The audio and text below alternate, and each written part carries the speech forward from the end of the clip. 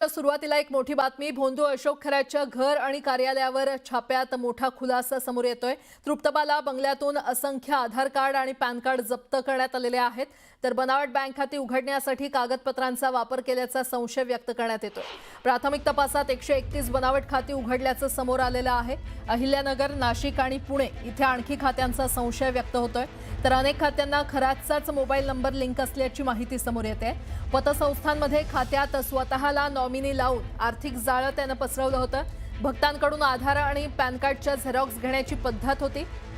त्याच्या पंटर मार्फत भक्तांची वैयक्तिक माहिती गोळा केली जात होती आणि मिळालेल्या माहितीनुसार टार्गेट करून फसवणूक केल्याचा अंदाज। लैंगिक शोषण प्रकरणातील पीडितेच्या जबाबातून ही धक्कादायक माहिती समोर येते। सरकारवाडा पोलीस ठाण्यात आता गुन्हा दाखल करण्यात आलेला आहे आणि या गुन्ह्यानंतर या प्रकरणाला नवं वळण प्राप्त झाले।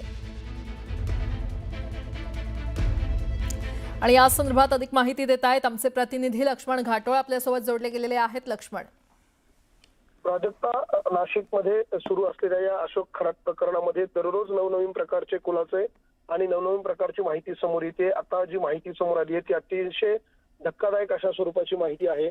अशोक खरात याच्या ऑफिसमध्ये जे भक्त यायचे वेगवेगळ्या कामं घेऊन, त्या भक्तांकडनं हा अशोक खरात जो आहे तो पॅन कार्ड आणि आधार कार्ड घेत होता आणि हे पॅन कार्ड आणि आधार कार्ड तो बोगस आणि बनावट प्रकारचे खाते उघडण्यासाठी वापरत होता, अशा प्रकारची धक्कादायक माहिती समोर आलेली आहे।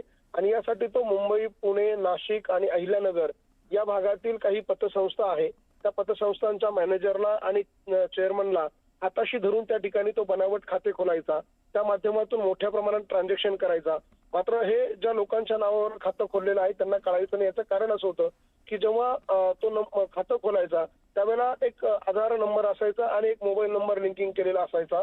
मात्र तो मोबाईल नंबर जो द्यायचा तो स्वतःचा द्यायचा आणि त्यामुळे संबंधित जो भक्त असायचा त्याला हे कळायचं नाही की आपलं अकाउंट खोललं गेलेलं आहे, आपल्या अकाउंटवर ट्रान्झॅक्शन झालेले आहे, हे त्याला कधीही कळालं नाही। आणि हे सगळे मेसेज, हे सगळे ट्रान्झॅक्शनचे पासवर्ड जे आहे ते या अशोक खरातच्या मोबाईलवर येत होते आणि तो अशा पद्धतीने मोठ्या प्रमाणात रोकड जी आहे ती या अकाउंट मधून वेगवेगळ्या खात्यांमध्ये वर्ग करत होता, फिरवत होता।